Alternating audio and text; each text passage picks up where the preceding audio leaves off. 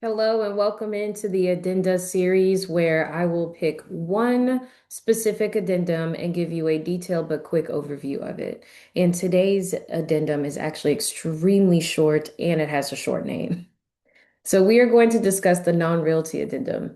This addendum is very easy and it is very simple. If you have if you have an item, an improvement, or an accessory that the seller is okay with leaving behind for the buyer for free or for a cost, you would put those items here.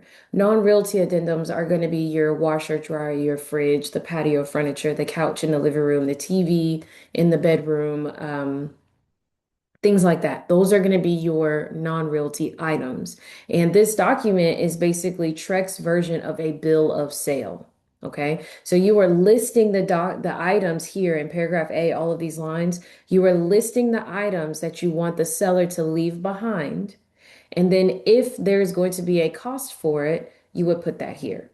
Now, I can tell you just in my own experience, lenders do not like to see non-realty addendums if the balance is going to be zero. There needs to be at least $1 put here. So you can have the washer, dryer, fridge, and the patio furniture for $1, and you would list that here.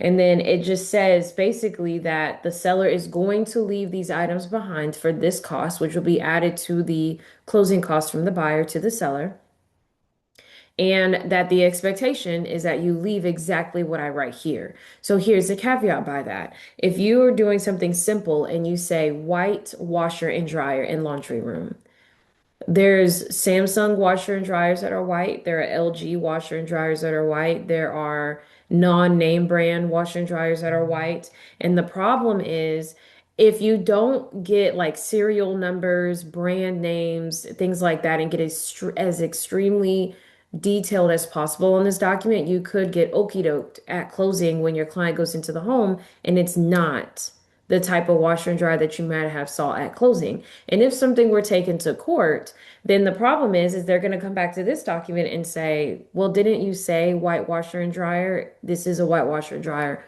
What is the problem? Okay. So sometimes you can add pictures to this. You can just add an exhibit and upload the picture of the washer and dryer that you're expecting that client to leave behind, or you could just describe it in detail here. Either way, everyone signs it at the end in an agreement that the seller will leave the following items for this amount of money, and that's it. Hopefully that helps.